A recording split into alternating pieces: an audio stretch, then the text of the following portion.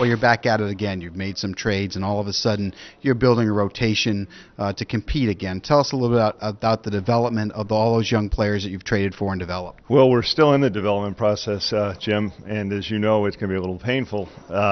We did some risky things. We traded Heron and Joe Blanton, guys like that, in an effort to try and get back to the days of the Hudson Mulder-Zitos. And anybody who's run a small market club like you have and knows that you're not going anywhere without pitching. And the idea that you're going to go out and sign free agents in our marketplace is really just not something that's realistic. So, we brought some kids up last year that probably were up a little bit before their time, but I think it'll serve us well going forward. And the problem when you come down to these meetings is when you want to talk about trade, the first guys they bring up are your young pitchers. So this may be one of the meetings where we're probably a little less active in the trade market and maybe consider some sort of mid-level free agents. You talked, I think, earlier as the postseason was kicking off that this is a market where you were going to look more at trades to improve your ball club than free agency, and then fill in some holes with free agency. So give us a mindset of areas that you look and say, well, this is an area that we got to go get better in right now. Certainly, I think one thing everyone looks at, Billy, is power.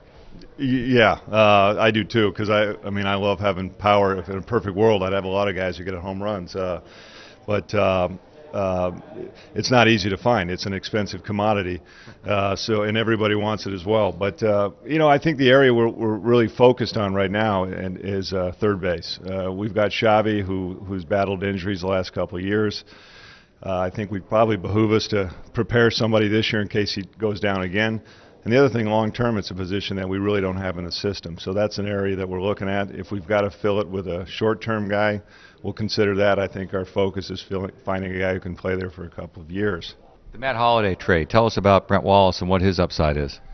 Well, he was a guy that we loved in the draft. In fact, it came down to him or Jamal Weeks, and we just went with a guy in the center of the diamond in that selection. And so the thought that we could get Brett a year later was really not something we ever considered. But he was a must-have in that Holiday deal. St. Louis, given the fact that Brett's still learning the position of third and he may end up at first, and the fact that they got Pujols probably gave them a little bit of gave some depth that allowed him to move him. But we love Brett's bat. That's what's going to carry him. We're going to leave him at third until he proves he can't play it because of the organizational need. But at some point, probably some point soon, he's going to push himself into the big leagues with his bat. But we like him quite a bit.